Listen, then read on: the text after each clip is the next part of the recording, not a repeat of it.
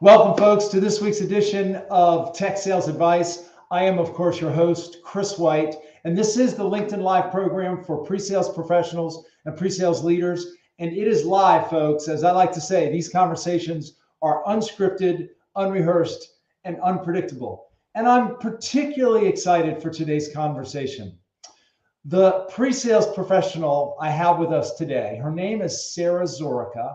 She's a senior solutions engineer with Kaseya, and I was incredibly impressed by her when I spoke with her. We spoke about, I don't know, 2 or 3 weeks ago, and she told me about this project that she's been working on where she was assigned or invited to get involved in the creation of some digital assets, some recorded demos. Now, I'm going to embarrass you a little bit, Sara, I'm afraid. I believe you may be the youngest guest that I've ever had on this show. And we were just talking about this a moment ago. I think I've done 82 of these. So that's actually something that I think you could be very proud of.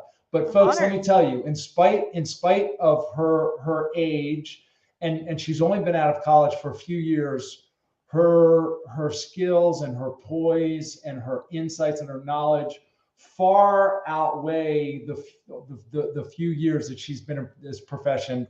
And I was excited to bring her and have her join us. Sara, welcome to the show. Thank you so much for being here. How are you doing today? Thank you so much, Chris. It's great to be here, and I'm doing really well. I'm really excited. Fantastic. Now, few things, to get started. Home is just outside of Toronto, right? What town are you in? So I'm originally from Guelph. So we were just mentioning close to Waterloo, but I am living in Toronto currently. You're in Toronto. Very, very good. And you're with Kaseya. Now, how long have you been with Kaseya?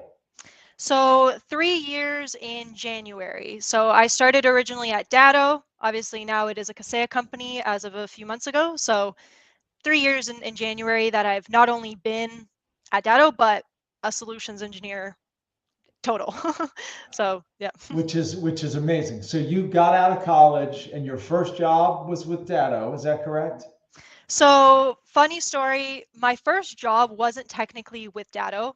My first job out of college was a place that I was interning at before I graduated. And I was only there for a few months. So I started, in September. I took the summer off, started in September, and got my job at Datto in January. So I was only there a few months. So I kind of consider it still my first, long-term role out of college. First real job. And you studied, I think I said biotech, but it's really bio. Help us understand, help me understand what was your degree? What did you study? Yeah. And then how did you end up with Datto? Because it's Yeah. it's a pretty big delta between what you Oh, studied and where you are now. Yes? huge. Yeah, it's a very interesting way to get to pre-sale. So when I was in high school, just like anyone, I had no idea what I wanted to do. I was like, 17, applying. I was like, I don't know. I don't want to be a doctor. I was really good at math. I was really good at science. I was like, literally scrolling through. I'm like, I'm going to be an engineer. I was like, engineer sounds like a great thing for me. You can do some math. I can finish in 4 years, get a job right out of college, hopefully. It'll be good. And then I picked biomedical because of the science part. So I was like, okay, maybe I can, mix the math, mix the science, make an impact in healthcare. That's what I chose to do. As I was in university, I liked it. I did like the program. I just didn't know if it was something that I could see myself doing very long term. Hmm. I always liked sales. I feel like I was always a natural kind of at sales. I did like to present. I was that person who was, doing morning announcements in school and, you're right. Like I was just always, I liked presenting. I liked being with people. I didn't just like sitting at a desk all day and, kind of just doing individual work. And in my last year of university, I was Googling. I was like, what does a person do when they have an engineering degree, but like sales? And I was down the rabbit hole and I found like a Reddit thread, and literally a guy who was a sales engineer was talking about it, describing kind of the role. And I was like, this sounds amazing. I was like, this is for me. Like, this is what I was born to do. And when I graduated, I just started applying. I was like, sales engineers, like, And it's very tough to get into pre-sales. And like for everyone out there who is applying now, it's very tough to get that first foot in the door. Everyone's asking for experience, a tech background, and like yourself, Chris, like it's tough to get into the field. So I consider myself very blessed, very lucky. Datto really took a chance on me. Yeah, I straight up was like, I'm a new grad, but I'm a fast learner. And ever since then, I've been with them and it's been great. It really has, and I love it. And I don't see myself doing anything else, honestly, for a long time at least. It's really such a great story, Sarah. I mean, I give you a lot of credit for recognizing in yourself that even though you had the aptitude for the engineering and the science and the math, you didn't necessarily have the personality to be sitting behind a desk all the time. What was it, or at what point did you recognize that you had a thing for sales? That's the part that surprised. Like, had you had some Yeah. jobs as a teenager, or were you Yep. involved in some things that required you to sell? Yeah. Well, I worked at Leon's for a long time. So my Canadians will know all throughout university, I worked at a big furniture chain in Canada called Leon's. And my Okay. role was in customer service. But I did every now and then, I did have a really good general manager who would throw me on the sales floor sometimes. If it was like Black Friday or Boxing Day, right? He'd say, like, go sell, like, go be an associate, go sell. So I had a lot of exposure to sales. I was working with salespeople all the time. Um, at Leon's, they called it customer care. So everything related to the customer I was doing, financing applications. I was, if things came back to return, right, it was a very, very customer facing role. So I was always exposed to it. My dad was a natural salesman. My parents owned a business my entire childhood. I don't know. I just think it was something I realized very early on that I liked, that I was good at. I just like to talk to people, and yeah, just kind of felt Good for natural to you. me. Yeah. Yeah, good for you. By the way, you a moment ago you said I love pre-sales and I can't ever see myself doing anything else, at least for a long time. I have a feeling that I see a future as an account executive for you at some point. That's just my hunch, is that at some Oh, we can point you talk may about that, decide but I you don't know may about that one. decide take that next step. But anyway, Yeah. we'll go there in a minute. So you've graduated from university. You don't want to just be a scientist or an engineer behind the desk. You're reaching out to different organizations. You're trying to break in to this profession called sales engineering.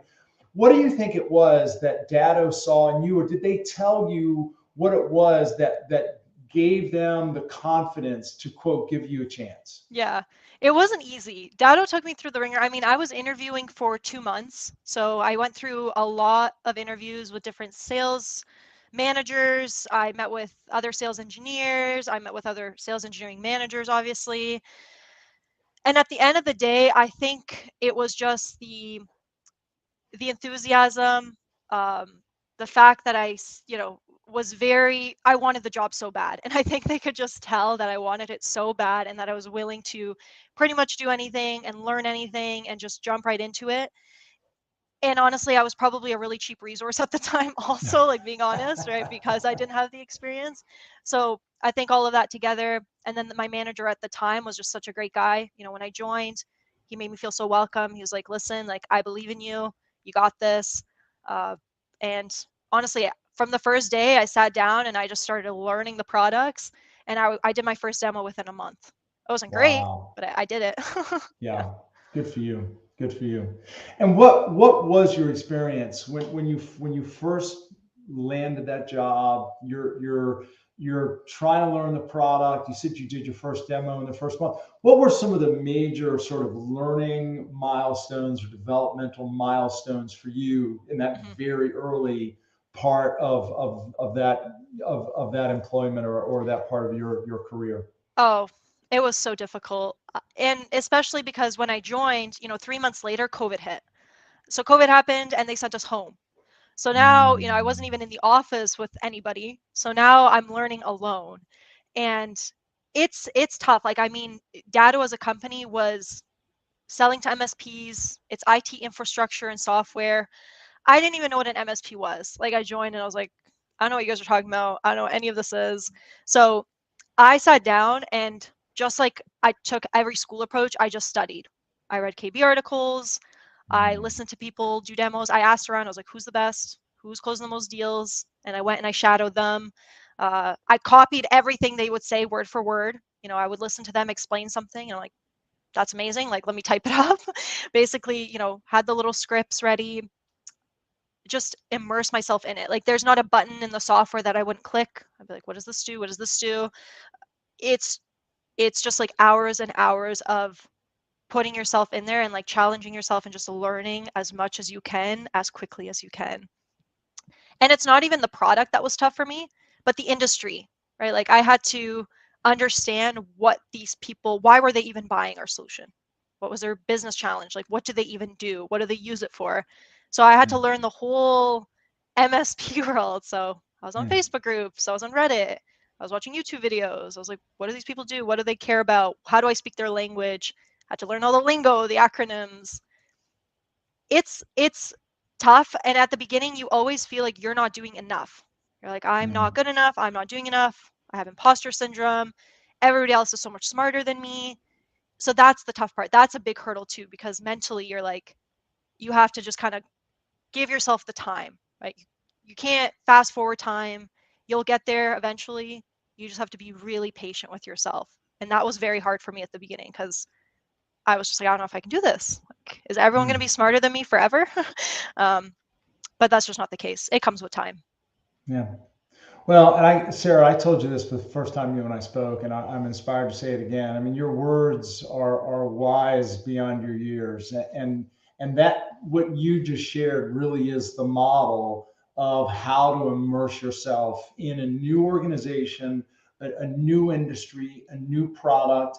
And what I hear you saying is, "Hey, Chris, I took ownership of it. I took ownership of it." And rolled my sleeves up and did my homework, did my research. I studied. I went and found the people who do the best demos, and I just did what they did, and I learned from them. I mean, I can assure you that there's not a hiring manager or leader on the planet that doesn't want their new people to hear what you just said. I had a lot Because to prove. that's what we need to do. What's that? Yeah. I had a lot to prove, right? That's the thing. Like, they took a chance on me, and I always felt like I had to prove it to my manager that, yeah, you made the right decision. And I can tell that you had a certain determination about you as well, right? You were determined to not only to prove them right, but to show them that they made the right decision, right? And to prove yourself. I absolutely love that. By the way, Sarah, let me push pause. Folks, if you're out there and you care to say hello, please do so. If you care to ask Sarah or, of course, myself any questions, please do so. Alan Osbeck, I hope I'm saying that right. Great tips. Study those that are demoing well. Spot on. And I think a gentleman you know pretty well, Sarah, Chris Mabry, super helpful tips on starting at 100 miles per hour. And it really does sound like you hit the ground running, and maybe not in front of the customers. And it sounds like you got there pretty quickly, but you hit the ground running doing your homework. You hit the ground running. You made it your business to learn everything that you could, consume everything that you could, so that you could develop that knowledge, that foundation, and have the confidence to go in and work with customers. So Sarah, kudos to you. That little clip there alone was worth its weight in gold.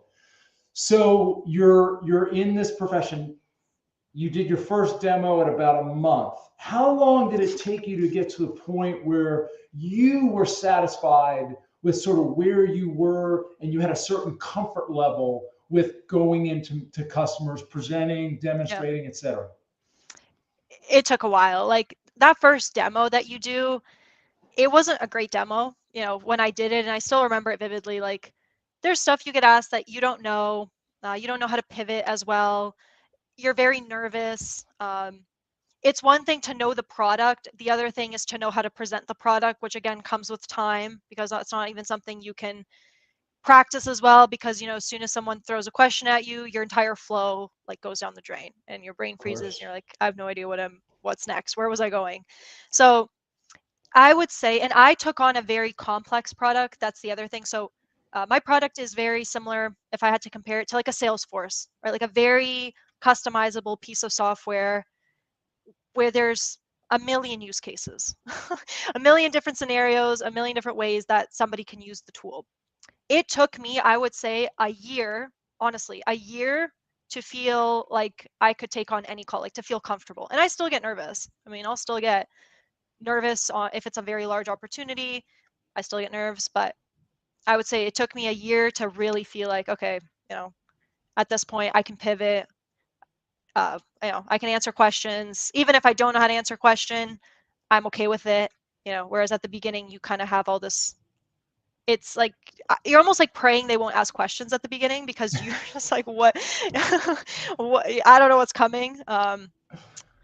Which is interesting because when you're learning sales engineering, they're like, you want to do discovery, you want them to ask you questions. But when you're brand new, you're like, no, I don't. Like, I just want to do my demo, end it, and then be like, that's good.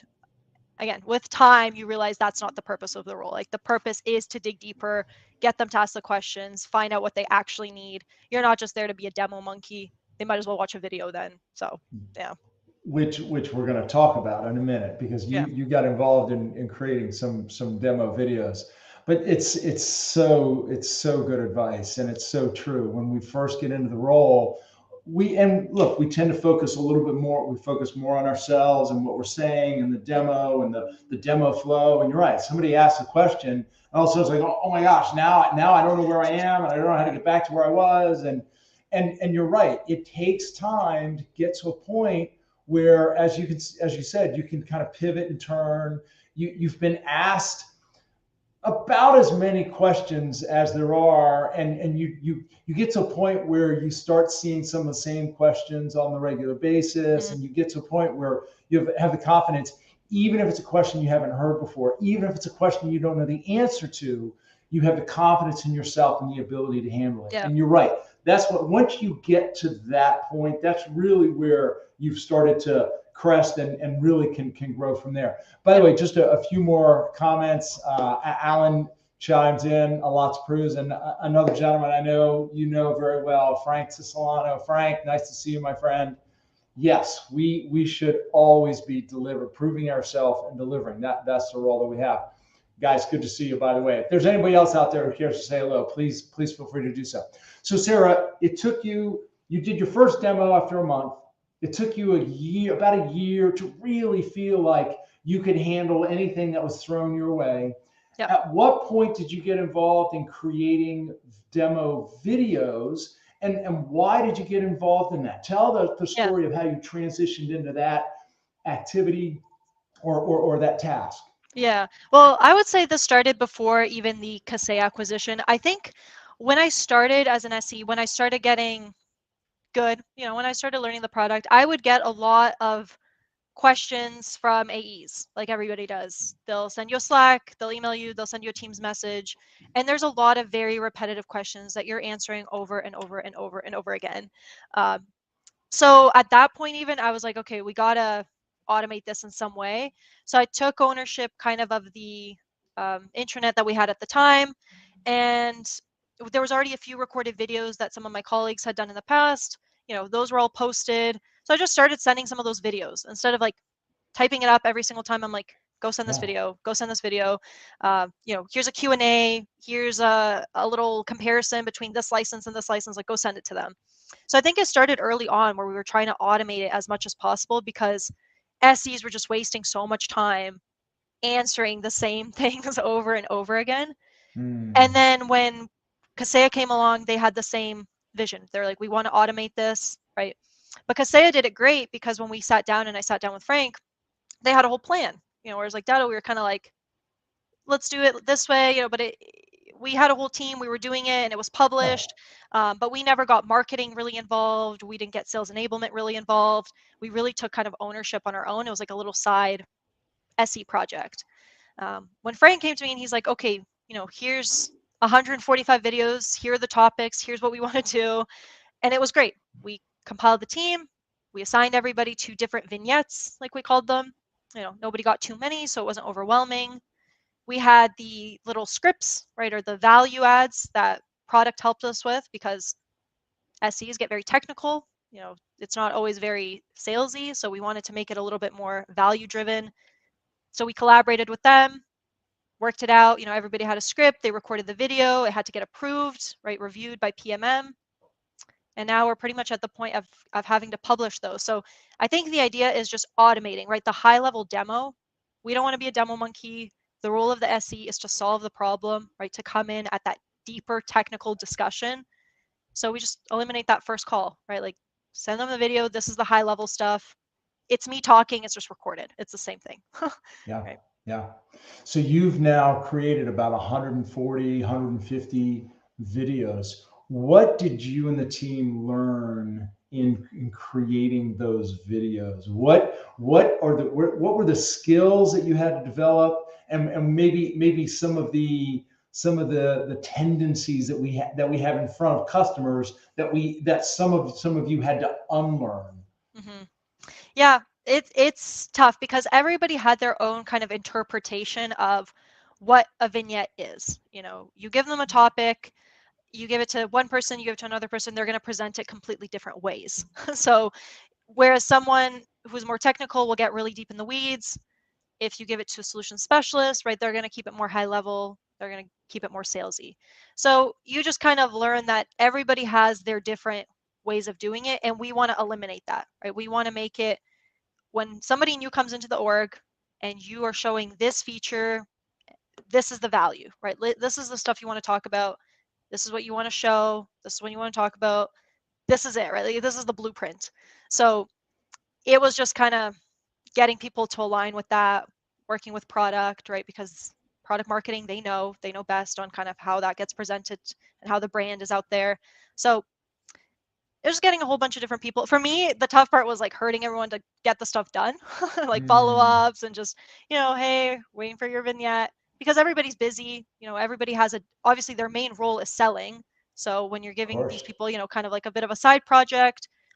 But like I said, I was very lucky. We had a great team. Everybody was very dedicated, did really well. And they came out, honestly, very, very great. So I'm very excited about it. How many people did you actually have contributing to these videos?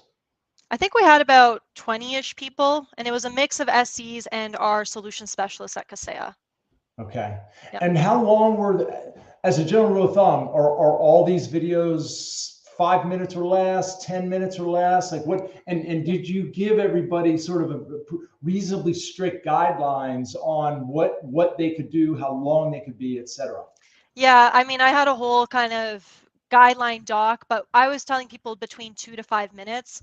Again, Kaseya is so broad. We have a portfolio of 30 plus products, some that could be demoed maybe in 5 minutes. Others, you don't even scratch the surface in 5 minutes.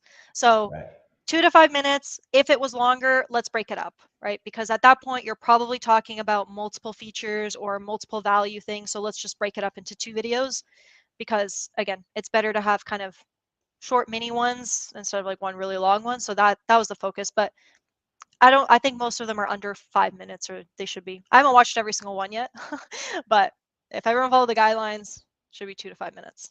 What is the review process? Do you, or are there other members of the team that do the review, and if they don't meet certain criteria, are they sent back to be redone? Yes, my favorite, when they get sent back. Yes, so product marketing managers were assigned. So we had a whole spreadsheet. So I went through and I assigned product marketing managers to each vignette, obviously aligned to their product. They would review, and what they're really looking for is that the value points were hit, right? Okay. Did you talk about the value? Did you get too off topic? Was it too technical and not enough why, right? Like Frank says, like we need the why, so in that case, they would be declined. They would say, hey, they would give the comments to the SE, and the SE would go and re-record and take those changes in consideration and, re-record it. So, it's kind of like, it's a process. It's definitely a process. I mean, it's really an impressive process. By the way, Jason Palm, Jason, good to see you. Great idea to create these videos for common interest. I'm interested to know what tools you found to be the best for creating the content. So thanks for the question, Jason. It's good to see you. Sara, do you care to talk a little bit about, were there certain tools that you all used from a recording perspective I love or that question. Yeah. a demo perspective? I love that question, because there are so many tools out there right now. I'm sure everyone's heard of Consensus and Walnut, and there's like a million that you look up. We did it the old school fashioned way. We just used Zoom recordings as phase one, at least, because Wow. we really just wanted to get the recordings out. Like, we just wanted phase one to be the content is created. After that, we'll see, phase two, but we really just used Zoom recordings. If the audio and stuff wasn't good, of course they would be sent back. So everything is still professional, quality is good. But we didn't use any like automation sales engineering tools for phase one, at least. But I know that Frank is looking into that, so that could definitely be something phase two, maybe phase three. We'll see. Yeah. Well, and I was going to ask, is there anything in hindsight, is there anything else that maybe you would have done differently or you would do differently if you were to embark on something like this again? Honestly, yes, but it's probably just it's not my decision at that point. But I would love to look into tools that maybe could automate some of that, right? If we could even take already recorded demos, if we could take, like, someone did a demo yesterday, let's extract it, right? Like, let's take the bits and pieces that were really well received. And if there's tools out there, I'm sure there are, that can do that and bundle it up and package it up into a nice little vignette, that would be amazing, right? Things like that to automate, I feel like I would love to explore further. And I'm sure there's, if we took the time, tools out there that could do a lot of that for you. Yeah. Yeah. It looks like you have a friend, Jeffrey Voss, has joined in. He does have a question here. Do you have a framework on how to manage the content? So not only publishing, reviewing, but also updating, archiving. Great question, Jeffrey. Thanks for chiming in. What I am curious, because you've got 100 and let's just round up to 150 of these digital assets. How are you managing everything? Yeah. So that is a really good question, because this project is not one that just ends, right? Like, you have 150 videos now. The products are always evolving. There are new features coming out. There are new acquisitions happening. Mm, There's constantly things that are changing. So what we've done at Kaseya is the SEs, we are broken up into what we call SME groups. So our subject matter expert groups. These SEs will meet bi-weekly and we talk about things. So we'll talk about, what's a new feature that came out? Could that be a new vignette, right? Is there something that we're being asked on demos that we could record and package it in a video? So it's really not obviously just me. It's a whole team effort where our SME teams are meeting. We're constantly looking at, okay, what needs to be updated? And then in terms of the admin stuff, I'm using like a spreadsheet, literally just a very, very robust spreadsheet where we're tracking all of that. In terms of content publishing, that's going to be product marketing. So they will mm. most likely own that and decide how it's presented to sales. Sales enablement, I'm sure, will also play a big part in how do they use it, right? How do we track it? How do we make sure it's being used and effective in the sales process? And were all of these videos intended for external use, or were some intended for both internal, primarily internal use and external use, or they really were designed with a prospect in mind? These are really designed with a prospect in mind. So they are all customer facing videos. I have done a ton of internal stuff as well. Back in the Datto days, we did a lot of training, on CI stuff, but this specific project, it's all customer facing. Yeah, Yep. yeah. So Alan has a question, and we were going to get to this. So Alan, your question is good timing. When you send the content out, are you tracking customer engagement, clicks, lengths of view, etc.? Alan, thanks for the question. So Sarah, you and I were chatting just briefly before we went live, and you said that now that all the demos are created, it's really on marketing, product marketing, enablement to put all that in place. So do you have insight into how they plan to do what Alan Yeah. is asking, clicking Yeah. or tracking clicks and metrics and all that? Yeah, absolutely. And in fact, I mean, I started publishing all of them on our tool, which is Showpad. So Okay. just through, you know, any link that is in there, I can now send to an AE, or specialist can send to an AE, and all of that is tracked, right? How long somebody spent looking at it, how many times did they click on it? I mean, I even get notified every time I send a link.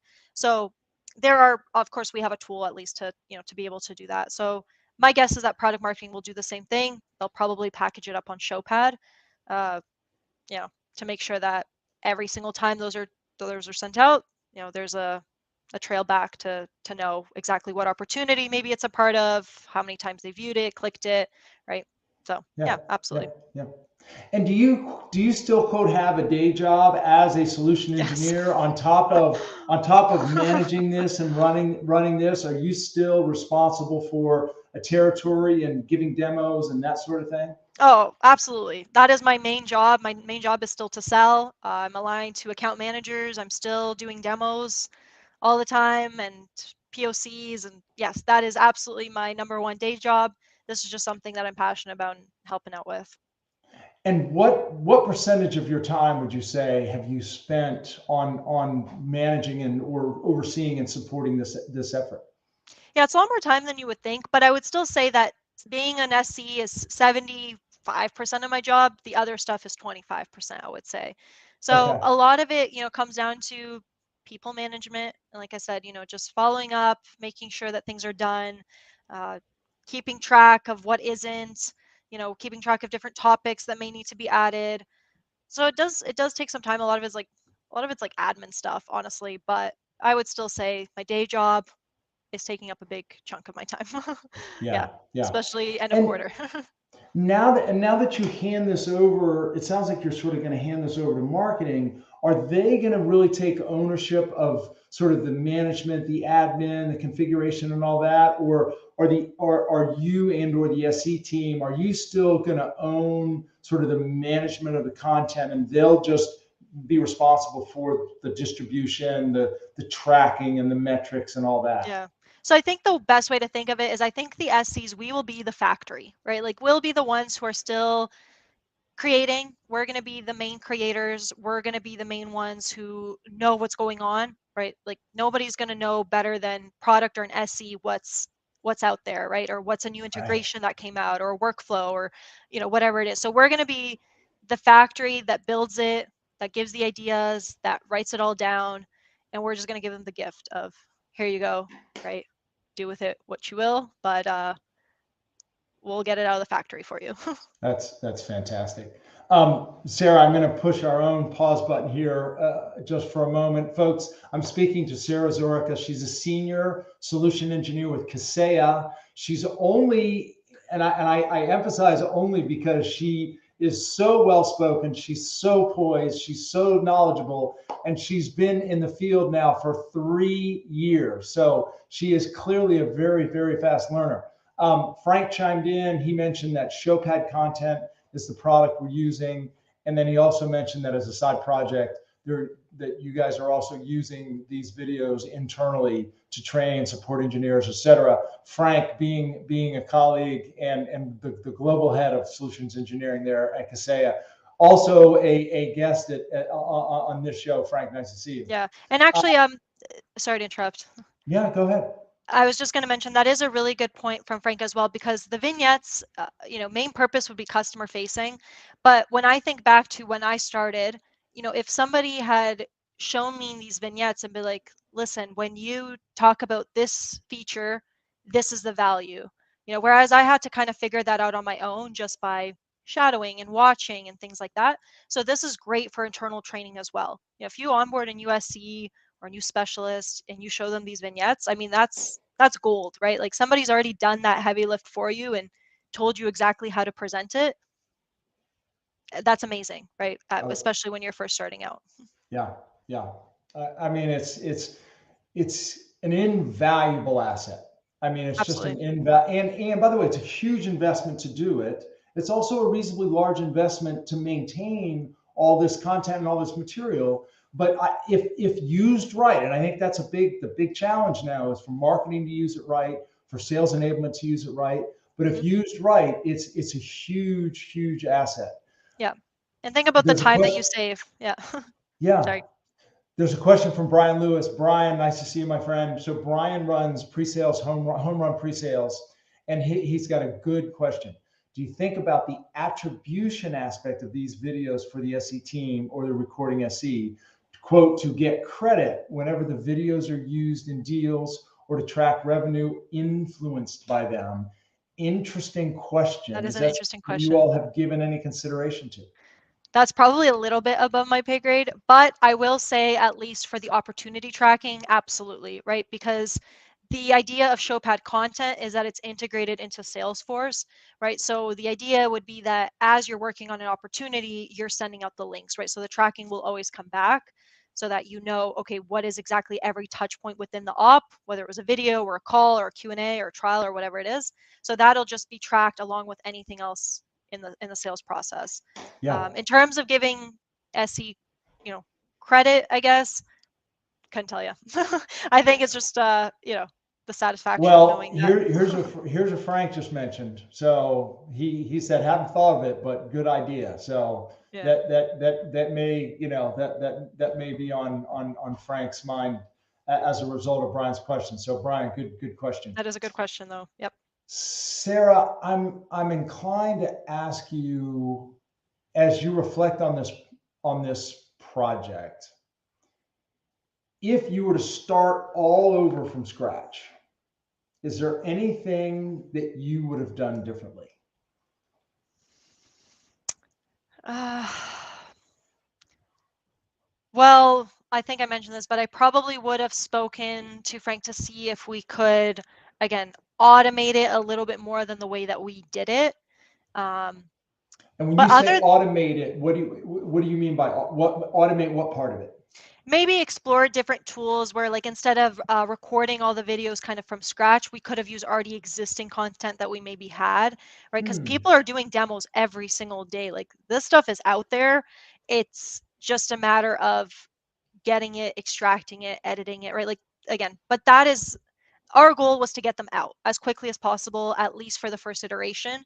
So I mean, Yeah, thinking back, I think we did the best that we honestly could with what we with did, what you right? had. So yeah, Yeah, with what we had and yeah, what we did and what our goal was, I honestly can't think of anything we could have or would have done differently. I think me and yeah. Frank were a good team. I think we did it pretty good. Yeah. Well, I'm gonna say you did very good. I mean, I've spoken to a number of organizations who have tried or are trying to create some worthwhile and useful video digital assets, to use your term, and they've struggled. They've had a number of starts and stops. So it does. I do think it takes a commitment to Oh, make it absolutely. happen. And frankly, it takes someone like you to get behind it and really drive it. Oh yeah.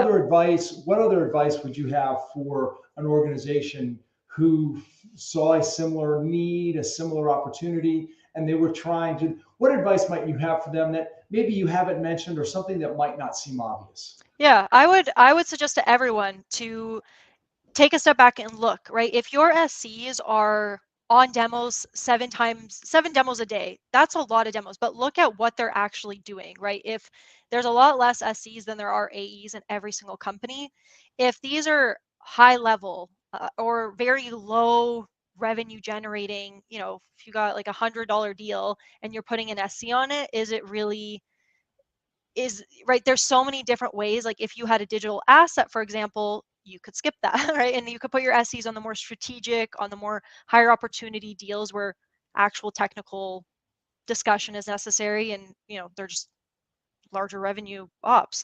And I think we had that problem at Datto, where it's like, our most senior people are working on $100 MRR deals, and it doesn't make any sense. So if we can put a video in there, put a webinar in there, automate that in some way, just to kind of eliminate that step, right? Make it digital. The next step is where the SC comes in. It's just a way better use of your time. You'll get better ROI on your resources. It just makes way more sense, and it's worth the time commitment to, sit down, gather a team, and build that out.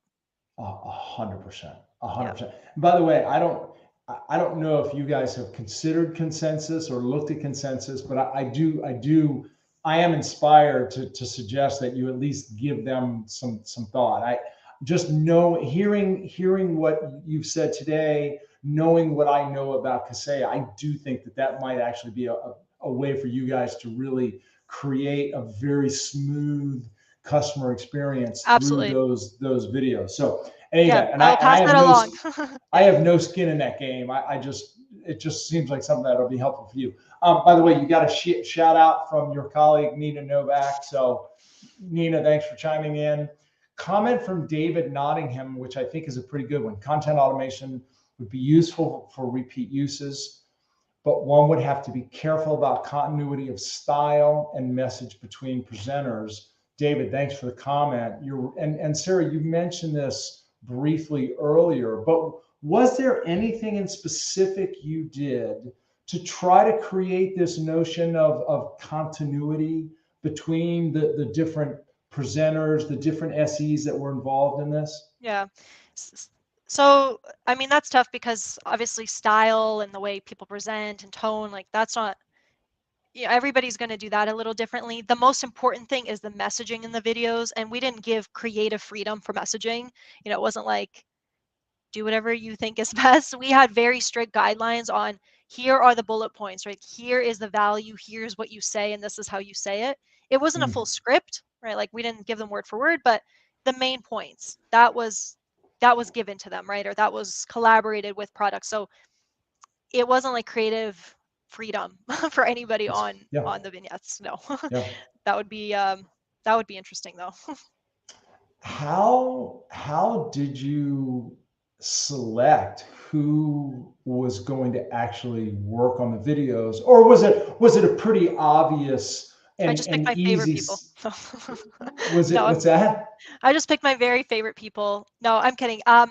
It was just looking at a list of SEs, looking at a list of specialists, and just assigning them. Just going through and saying, hey, you're good at this product, you make the vignette. Nina, who gave the shout out, I know she's created videos in the past, so I assigned her because I know she's done it, she's experienced at it, I know she'll kill it. So, me and Frank kind of went through a list basically and assigned it as we saw fit. That's fantastic. And was there do you suppose or suspect there was any competition between various SEs, like trying to be selected to participate in this, or just the opposite, trying to avoid being selected for this? Well, we did have a competition. Frank did throw out a little top 3, he was going to select like the best vignette and there was a reward. So, and honestly, I think we are the type of org where people are very willing to go the extra mile. They really are. Yeah. So it wasn't like I had to beg people to do it. Everyone was very open. People were volunteering. People were absolutely happy to get it done. So we're very lucky in that sense. We just have a very proactive org. People are always willing to go that extra mile for the most part. It makes your job a lot easier, for sure. Yeah. I wasn't begging people, like, bribing them or anything like that. Yeah, I mean, I would think, I know when I was in the field, I loved having the opportunity to do things like this. So I know I'd be one of the people raising my hand to do this. I also suspect that I'd also be the one realizing that, wow, this is probably a little bit more difficult than I bargained for. Oh, yeah. And my guess is people probably spent more time than they thought they would to create that one compelling 5-minute demo that they probably thought they'd just bang out, but it probably did anyone share how many iterations they had to go through? Well, or did you hear stories of that? I personally recorded a few of them, and it's not easy to record a video because you mess up, you're like, this sounds terrible, I have to re-record. I mean, for me personally, it took at least 3 iterations for me to be happy with what I produced. And I know some people really can just bang it out, they'll free talk. For me, I gotta like write it down a little bit, I gotta plan it, I gotta know what I'm clicking on. So I think it just really depends on the person, but I would say, for me personally, it took at least 3 iterations. I can imagine for some people, they were telling me I worked on this for like 5 hours, and again, it's not as easy as it seems. So I appreciate all the hard work that goes into it, because I know it's not as simple as just go record a video. No, it does take time. It takes, thought. You got to put effort into it for sure. So it's not an easy task. Yeah. Well, and Sara, I don't think you realize, first of all, how mature you are in this profession for your age. I also don't know if you realize how fortunate you are to have had this opportunity. I do believe that this is the future of our profession, that more and more is going to be turned into the automated video, the demo, the automated demo or the recorded demo, so that our interactions with prospects and customers are the deeper dive, the more focused conversations where they've done some analysis, they've done some homework, they've done their research through videos. Now they want to really peel back the layers and dig into very specific applications and use cases and that sort I of agree. thing. I agree. So the opportunity that you've had to do this, and frankly your ability, and who was it? I think Nina said how organized you are. Yeah. I think that's really it's a Yep. great opportunity for you. It's been a great opportunity for you, and you've clearly demonstrated Oh, an absolutely. ability Yeah. to manage it in a great way. So Yep. And congratulations on and you you. hit the nail on the head, right? Like even as an SE, you don't want to do the high level demo, right? That's not the fun part of your job. The fun part, once you're comfortable in your solution, like I said at the beginning, I loved a high level. I'm like, just don't ask me anything, and that's good. But after a while, those are the conversations you want to have, right? You want to be deeper. You want to be that technical advisor. That's the point, right? So you're right. That is the future, and that's absolutely what we're trying to accomplish and get to. Yeah, good for you, Sarah. Good for you, Sarah. If you can believe it, we've already been at this for over 45 minutes. So we're gonna wrap up here pretty soon. The landing gear is out, as I like to say, and the runway is in sight. I'm inspired to ask you: are there any other words of advice that you have for somebody who maybe is roughly your age, somebody who is maybe, and let's start with somebody who's roughly your age and has just gotten into pre-sales? Any advice you would give for those individuals? Yeah, and I mean, I do. My friend Nina, I brought her into sales engineering. I brought my younger brother in. The advice that I always give people is just be patient with yourself. Be easy on yourself. Things will come with time. You can't put 20 years of experience into a month. When you see everybody else around you, you have imposter syndrome. Just ignore it, right? Put your head down, do the work, do your best to succeed, learn as much as you can. Never, surround yourself with the smart people in the room, shadow the best, copy what they do, copy what they say. I think that's just the most important thing. And just, be easy on yourself. Like the stuff will come. You're not going to be the best of the best in your first year. I'm still learning all the time. I consider myself very, very, very early on in my career. I love when I'm listening to people who are more experienced than me, and when I do never want to be the smartest person in the room. I'm always continuously learning. So I think that's the most important part. Just absorb as much as you can, be the sponge, and things will come with time. Very, very, very wise words, Sarah. Very wise words. What what do you think gives you or gave you the confidence and the ability to have that patience with yourself? Because I do think it's hard for people. I think it's hard, and I see this a lot. And we were talking, off air. We were talking. I have 5 children between the ages of 20 and 30, and so I see this in my kids, and I see it in a lot of their friends, a certain impatience with the process. And if they get into a job or a situation, if they're not the best right out of the gate, they seem to lose a great deal of, I don't know, they sort of they become impatient, they lose faith with the process. Mhm. What do you think it is that gave you the ability to sort of weather that storm and have that patience? Yeah. I think it's honestly just a matter of faking it till you make it. I mean, I had days where I was like, I don't know if I can do this. And I think that's normal. You just have to push through it. It's that mental block. I read books and I try to gain as much knowledge as I can. And I think for me, I just had an amazing team. Like I really did. I had the type of team where I could reach out to a senior SE and I could ask them a question and I never felt dumb. Right? I never felt like I was bothering somebody. They would jump on a call Mm, with me. So I just think building that community of having that supportive team is so important.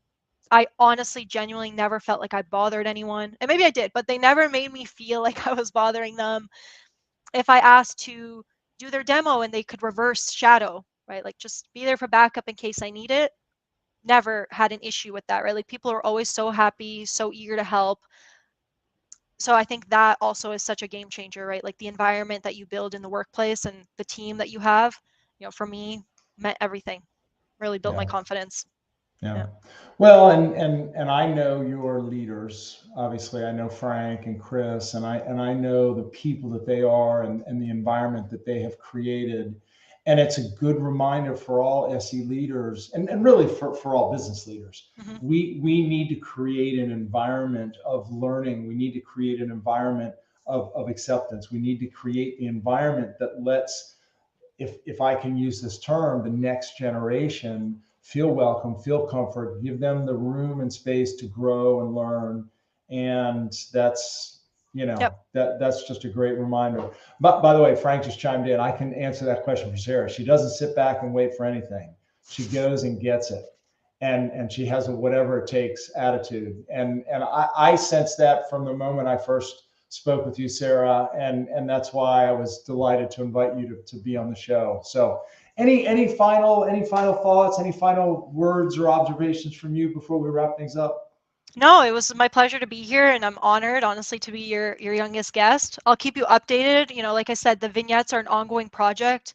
It's the future, 100%. So, I'm excited. I'm sure we'll chat again about it soon. So, Well, yeah, I certainly hope you'll come back and join me and be a guest on the show. It's really been a delight. And by the way, there were so many great, I mean, there were so many great comments. I saw Jeffrey Voss chimed in again, and he just mentioned how impressed he is. So folks, all of you who joined during the conversation and shared your thoughts, thank you. Oh, Natalie chimed in as well. I think Natalie's going to be a guest on the show yeah, here that's in a one of my few good months as well. coworkers. So Yeah. I'm gonna start calling this tech sales advice with Kaseya. I think like you guys are helping me fill out the cast here.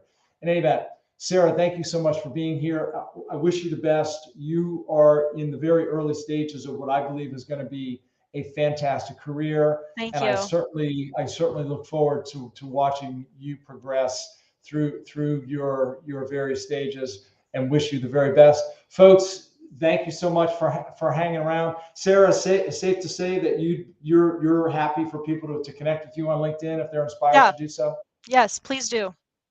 Excellent, excellent. Folks, if you like these programs, follow Tech Sales Advice. Of course, you can go to the website, techsalesadvisors.com. I try to do these every week. Sarah, you've been great. Have a good year. Folks, I'll be back next week. Have a good Thank week. you guys so Cheers, much. all. Bye, Bye Chris. bye. Bye. Actually, Sarah, hang around just for a minute Okay. backstage. I'm going to give you your parting gift. Oh, Bye all. thank you. Bye.